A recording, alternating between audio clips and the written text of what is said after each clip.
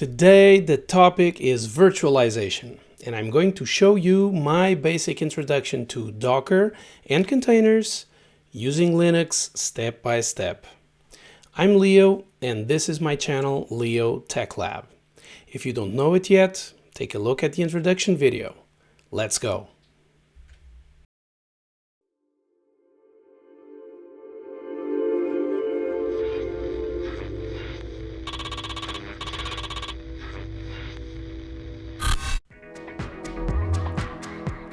Okay, in terms of requirements for this guide, you will need, first of all, a Linux computer connected to the network.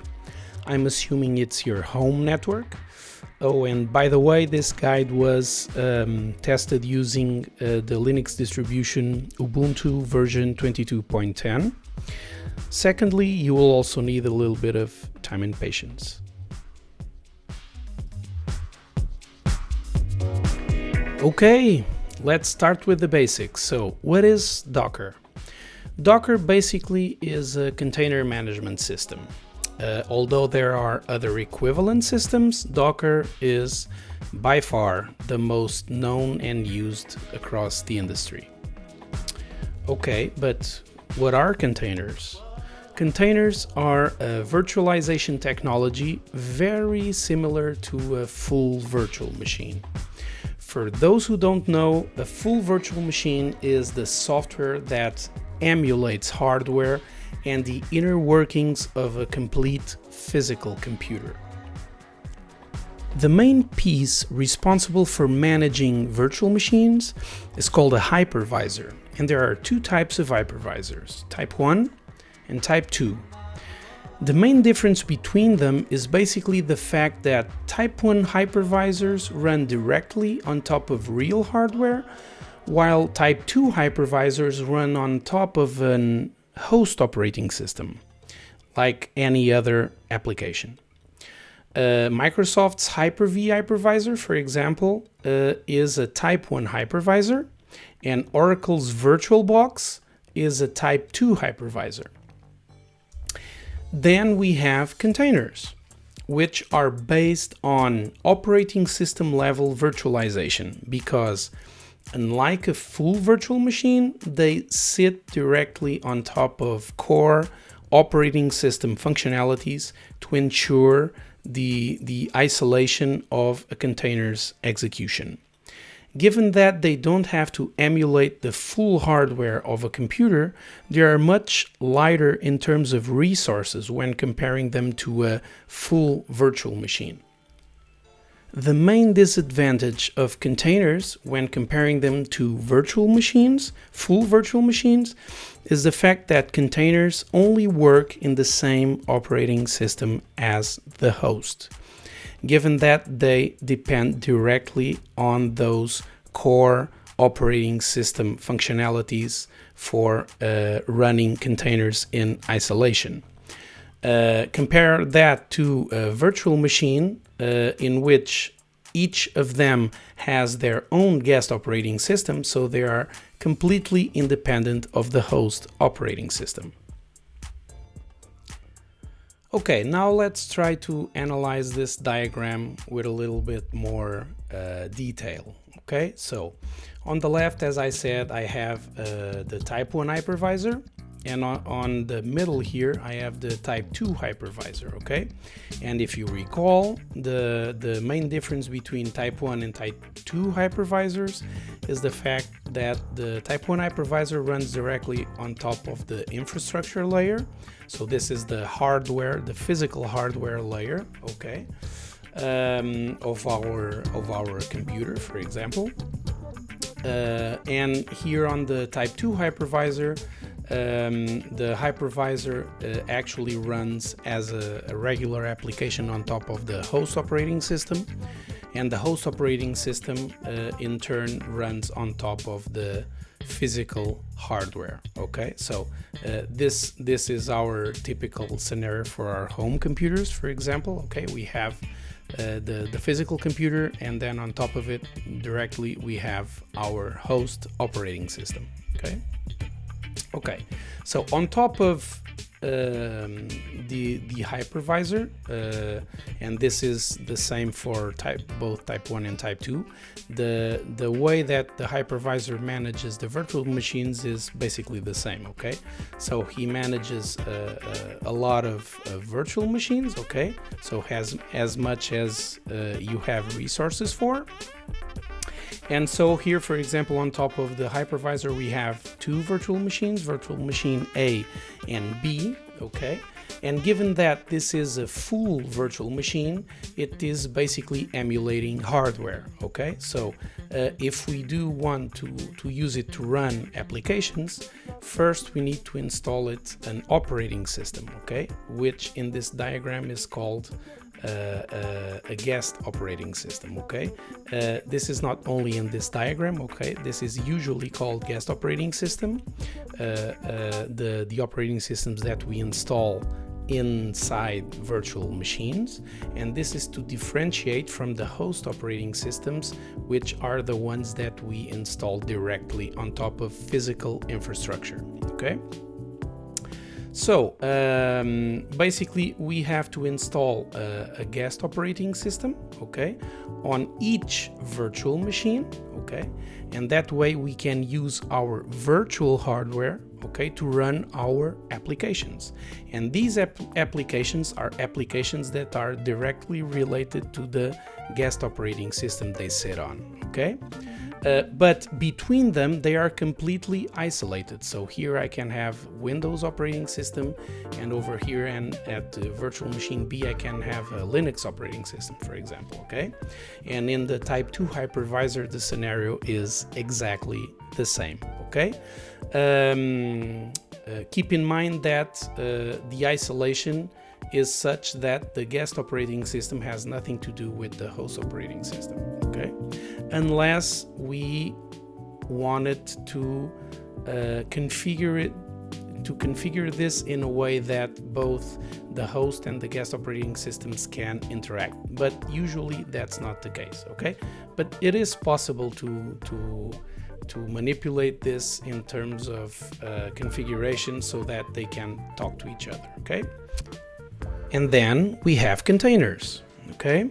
So containers, as I already said, are a kind of virtualization that is different from the full virtual machines because it uses an operating system level virtualization, okay?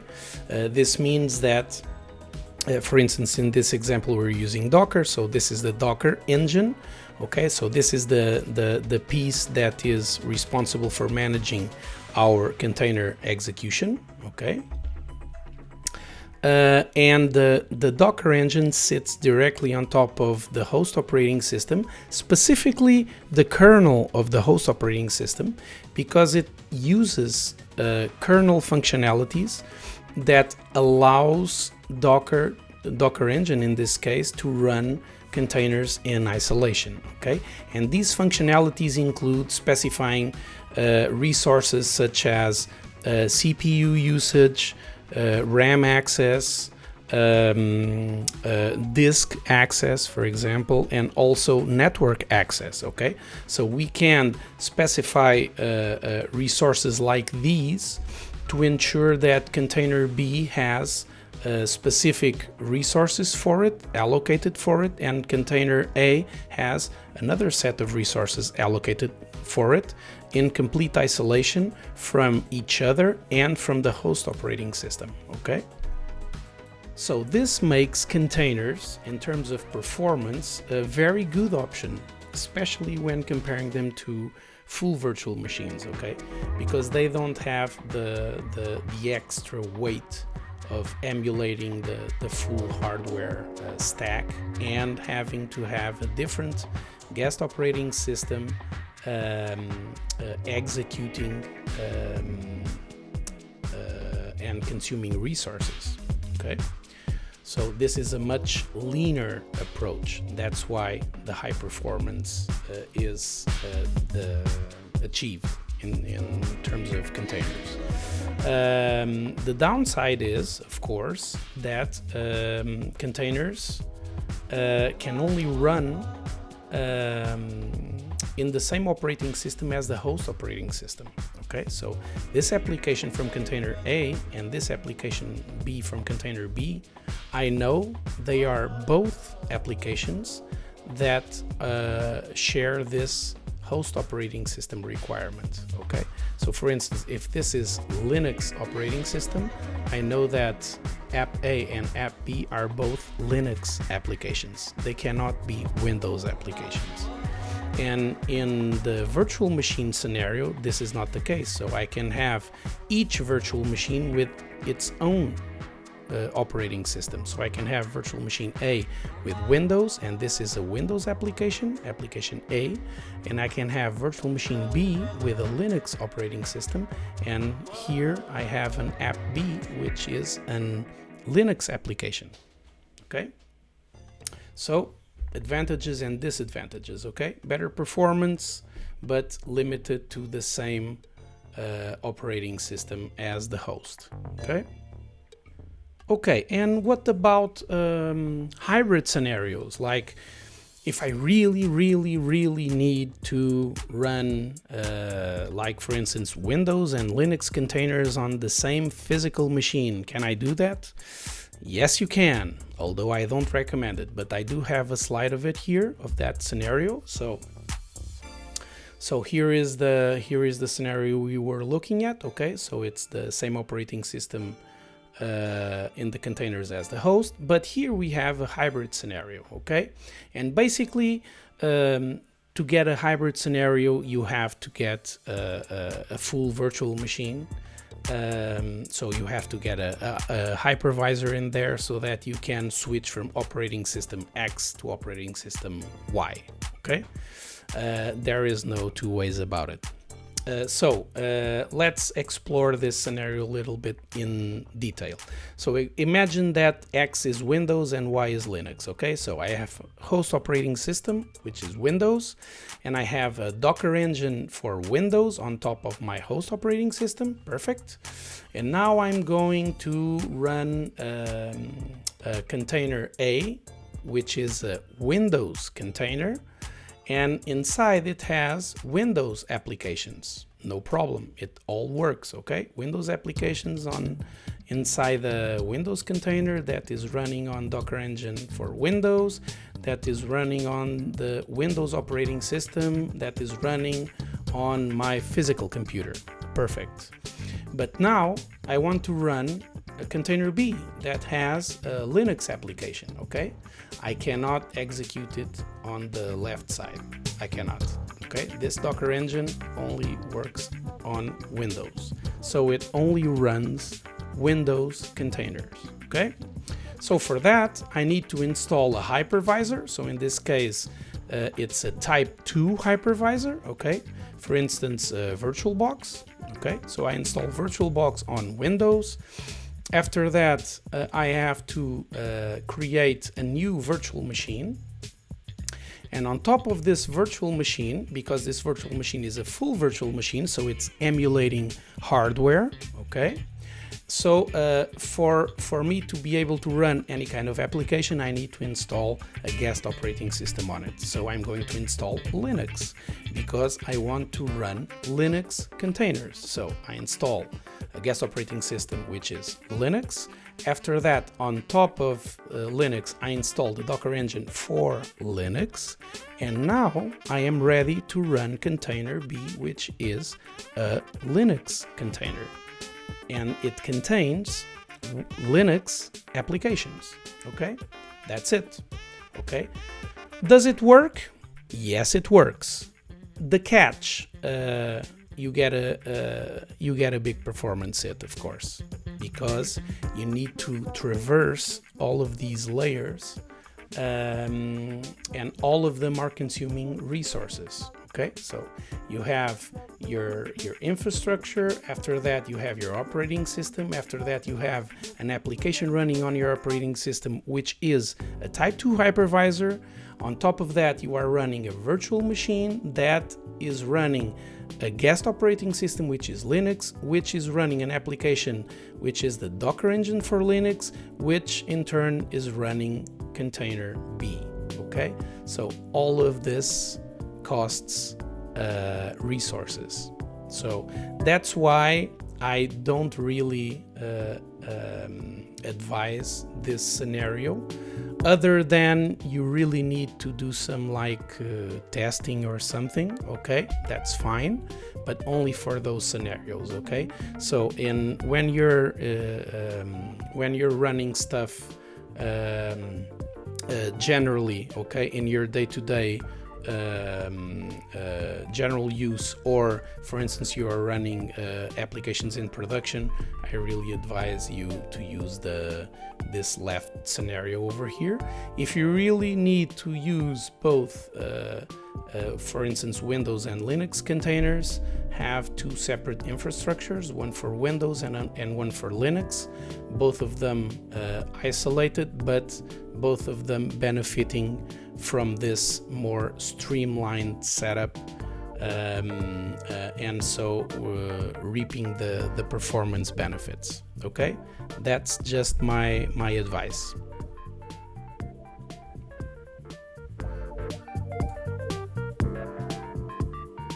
Okay, so now we know what Docker is, kind of, but what can we do with it? So Docker has many usages, okay, but among them this technology can be used to distribute applications in an easier way and also in a safer way, given that we can package them up together with their dependencies in a single package called an image. Okay, these images are typically centralized in image repositories, kind of like how APKs from Android applications are centralized in Google Play Store, for example. So when you want to install a new application on your Android device, you go to the Google Play Store, which actually is a centralized APK repository, and you select the application you want. It downloads the APK to your device, it goes ahead and installs the APK, and then you are ready to run your application. It's kind of the same thing here. Okay, you can go to an image repository, select the image that contains the application or applications you want to run, download that image, and then to run the image you have to create a container from it or based on that image, and then you can run the container that contains the application you were looking for. It is also important to note that you can create more than one container from the same image. Okay, so for instance, in this particular example, we have both container A and container B deriving from image ABC. Okay, so I have an image that I've downloaded from the image repository, and now I've created two containers that are completely isolated from each other, but they both are running the same application. Okay, so this is kind of like you having more than one instance of the same application, but in a fully isolated scenario, because they are not sharing anything. They are not sharing configurations or files or anything. Okay.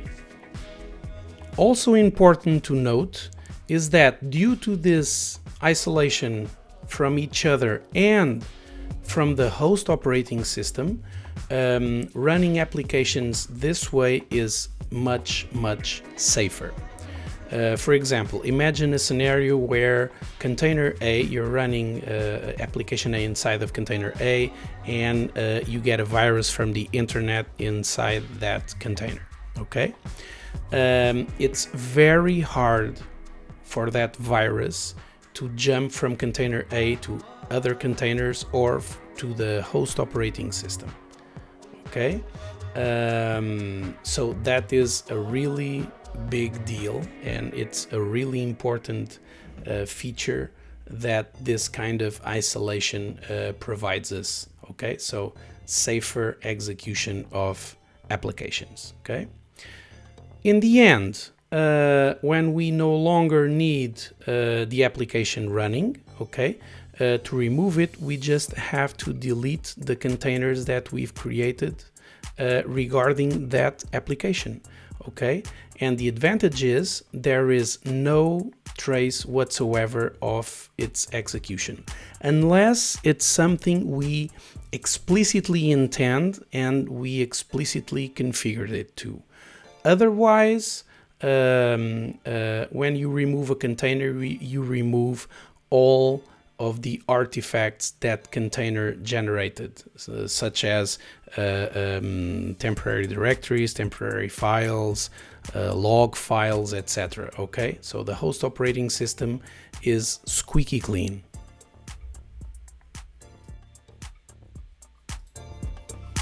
Okay then, let's start our Docker installation guide.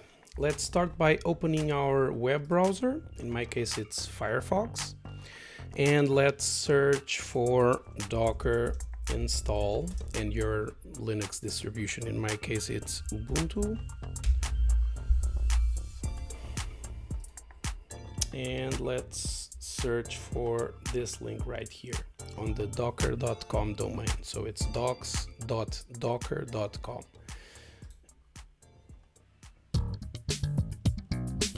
No, thank you, don't want any cookies. And so this is it. This is the official recipe for installing Docker Engine on Ubuntu. Okay, prerequisites. So OS requirements, you need to have at least one of these versions. My version is 22.10, so we're fine. Next step, uninstall old versions. I don't think I have it installed because this is a fresh Linux machine. I'll type docker, enter. No, it's not installed, as you can see. Clear the terminal, but nevertheless, let's run this command to ensure that old Docker packages are not installed. Okay, so let's copy this and paste it into the terminal. Hit enter, and okay. This is an important note that I think it's relevant to make here. Okay, so I'm not gonna go into too much detail because this is not a guide about how Linux works, but I just wanted to bring attention to this aspect, which is that we're going to try to run a command which is apt-get with these arguments, okay, to remove these packages. But we are prefixing it with sudo, okay? So usually when you are prefixing a command with sudo, it means give me administrative privileges so that I can run this as an administrator, okay? So that's what it's doing here, and that's why it's asking for my user password for my current user, okay? So that's it. Let's input our password and run that command as an administrator. Whoops, try again. Let's try again. Done. Okay. Okay, unable to locate Packer Docker Engine. So yeah, as I said, it apparently did nothing, but no harm done. And let's go to the next step. Clear. Next step, installation methods. So you can install Docker Engine in different ways depending on your needs. Docker Engine comes bundled with Docker Desktop for Linux. This is the easiest and quickest way to get started. Okay, so personally, I don't recommend this because this Docker Desktop for Linux uses a Linux virtual machine as an extra virtualization layer between our current Linux operating system and the Docker engine, okay? Which means better isolation from the host operating system, but performance hit, okay? So the performance will be worse than to just install the Docker engine directly on our host Linux operating system. Okay, so this is that hybrid scenario that we talked about in this video earlier. Okay, but that hybrid scenario, for me, it makes sense because the hybrid scenarios are for situations when we have a host operating system that is different from the operating system we're trying to install as a guest operating system inside the virtual machine. So for instance, Windows and then on top of it Linux. In this case, it's Linux on top of Linux. So for me, that's just wasteful in this particular situation.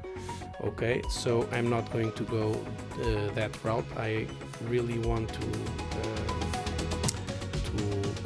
have the performance boost that using the kernel of the host operating system directly provides me. So I'm going with the manual installation of Docker Engine from Docker's apt repository. It's this second option here. Okay. So let's do it. Install using the apt repository. Okay. So what does this mean? Means first we have to set up the repository. Okay. So basically, okay, 1, 2, 3. Okay. So basically these 3 steps, 1, 2, and 3, are to add the Docker packages repository to our current package manager, which in case of Ubuntu is apt. Okay, so this is the Linux package manager that comes with this Linux distribution, and we are basically going to add the Docker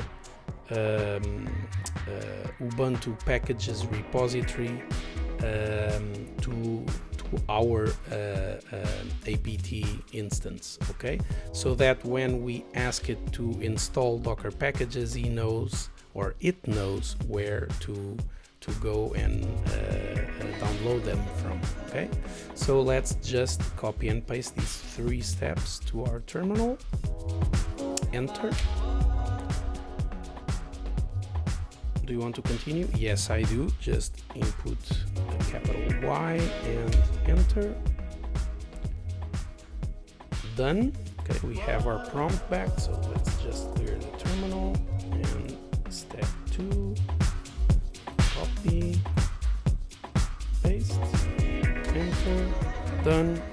Clear the terminal. Step 3, copy, paste, enter. Done. Clear. Okay, I think this is done. Yeah. Okay, so apt is now configured with the Docker package repository. Now install Docker Engine. So, okay, it's these 2 steps do this. Okay, so the first one is to update the apt package index so that it may include the new Docker repositories, the new package repositories we've just added. Okay, secondly, this line is the actual installation line. So please install apt, please install this package and this package and this package, etc. Okay, so the Docker is a software suite, so it has several executables, hence several packages to install them. Okay, and several dependencies as well. So let's do this. Copy, paste, enter. Done. Oh, and if you look at this, you can see that these ones, okay, already existed, but we have new ones here from download.docker.com/linux/ubuntu. Okay, so these are the new ones that we've just added. So perfect, it's working. Next step, it's the installation step. So copy, paste, enter, and do you want to continue? Yes, I do. Capital Y, enter, and now Docker is installing. Okay, so he's basically installing all the necessary dependencies and the Docker binaries. And this should be fairly quick. And it's done. Really quick. Nice. Let's just clear the terminal. Back to the recipe and finally verify that the Docker Engine installation is successful by running the hello world image. Okay. So basically it's what this command does. Docker run hello world. Okay. So run image. Okay. As we know, images are not executable. Okay. So the way we have to run images is to create containers based on them. Okay. And that is exactly what this command does. But first, this command, what it does is he goes and tries to find the hello world image in our local Docker images repository. He won't find it because we don't have this image installed in our system. And given that he cannot find it, he will go and fetch it from the central repository, the remote central repository, which in this case is Docker Hub. After that, he will download the image and store it in our local Docker image repository.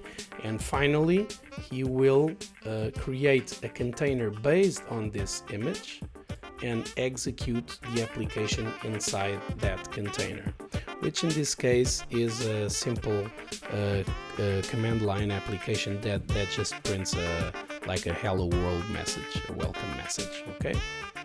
And then it will stop the application, which will in turn stop the container. And that's it. So let's run the command and see all of this happening. Okay, unable to find image locally, pulling from remote, and created the container and executed. Okay. Unable to find locally, pulling, pull complete. And then he created the container, and this is the output of that container's execution. So Docker is working perfectly. Okay, before we finish, I think we can address two other commands that are very useful. Okay, so the first one is Docker PS. Docker PS basically lists all the running containers. Okay, in this case we have none. Remember that Docker was installed with administrative privileges. This means I won't be able to run it. Okay, although I can run the Docker command by itself. Here it is. But it only lists me the options I have with it. So I need to pair it with an argument, with an option. And in this case, I'm telling him to list all running containers. If I press enter, I will hit permission denied error. There it is. So I need to tell it to run with administrative privileges, so I will prefix the command with sudo docker ps, and this time it runs perfectly, and it tells me that I don't have any containers running. Just maximize this so that you can see better. But if I run the same command with an extra argument, which is a flag, -a flag means list all the containers, the running and the stopped containers, it will show me a stopped container, which is our hello world container. So this is the ID, this is the image in which it is based on, this is the application that was executed inside the container, so it's /hello. So hello is the binary that was executed, that command line application that printed that text. And after that, when the application stopped, the container stopped as well. The container was created 2 minutes ago. He exited 2 minutes ago when the application exited. Names, kind Liskov. So these are generated names by Docker. When we do not explicitly provide a name to the container, he will generate one for us, okay? But we can provide names to containers, and here are the communication ports, okay? Both for inside the container and for mapping it to outside the container or to actual physical ports, for example, to have like network connectivity using TCP ports and using HTTP on top of that, for instance, okay? So this is Docker PS. Another interesting command, just let me clear the terminal, is Docker images. And Docker images basically tells us, lists us all the images we have currently in our local Docker repository. And the only image we have is the one that we just downloaded. It's the Hello World image, okay? It was created 19 months ago, and its size is 13.3 kilobytes, so very, very small in size. Okay? This is one of the reasons why containers are so cool, because it uses a lot less resources than, for example, virtual machines, as we already talked about. And that's it. So Docker is perfectly fine, perfectly working, and the guide is complete. And that's it. I hope this was useful to you. Please leave your feedback and share your ideas and opinions in the comments. If you want to stay up to date with the next videos, you can subscribe to the channel and click on the like button. Thank you, and I'll see you next time.